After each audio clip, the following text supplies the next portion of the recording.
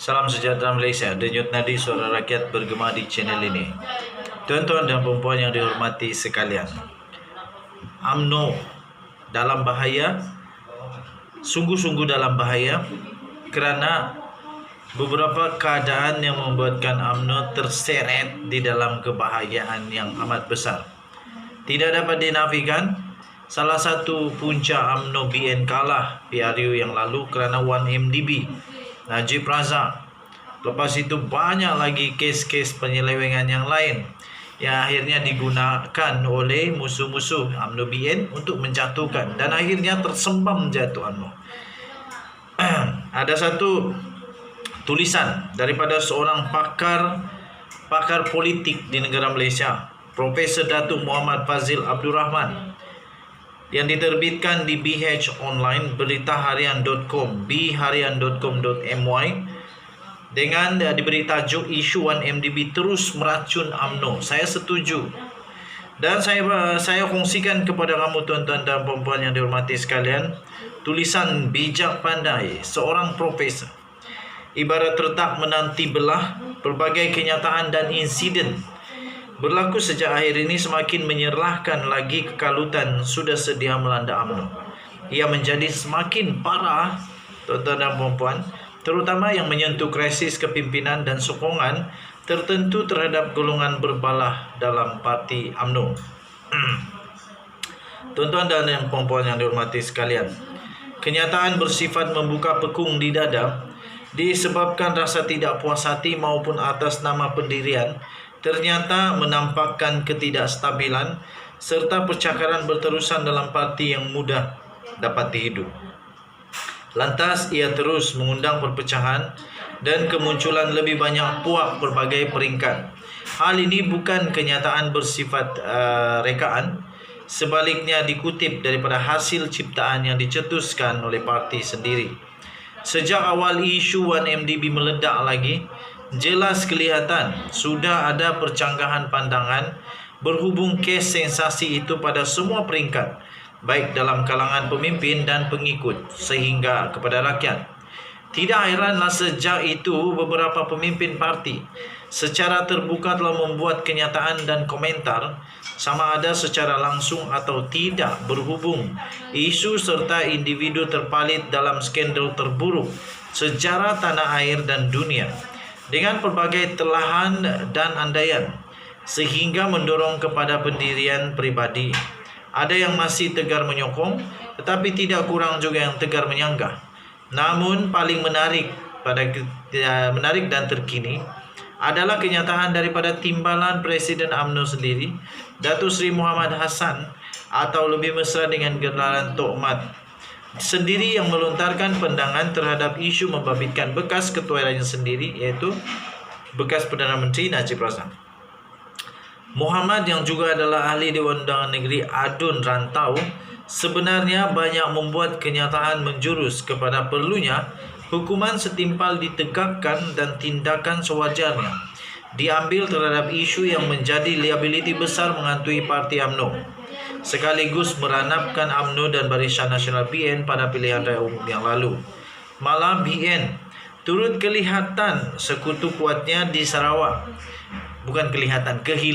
Turut kehilangan sekutu kuatnya di Sarawak gara-gara insiden kes 1MDB menghilangkan keyakinan rakyat. Pandangan itu jika diamati dengan hati terbuka dan penuh tawaduk, sememangnya ada merit. Ya, saya setuju ini. Sememangnya ada merit dan amat berkaitan untuk dibincangkan. Walaupun Tok Mat dalam kenyataan lain menjelaskan ia diambil di luar konteks. Reaksi terhadap isu 1MDB berdasarkan komentar sinis dilontarkan melalui Suara Rakyat. Majoriti merasakan seolah-olah tiada kesaksamaan dalam pelaksanaan hukuman kes, dengan membezakan antara kes mencuri di pasar raya berbanding kes 1MDB. Diakui ilmu dan literasi rakyat Maharin mungkin belum sampai ke tahap sewajarnya dalam bidang ilmu hukum. Tetapi berdasarkan kacamata umum itu, kes sebesar ini kelihatan seolah-olah tidak menampakkan apa-apa kesan.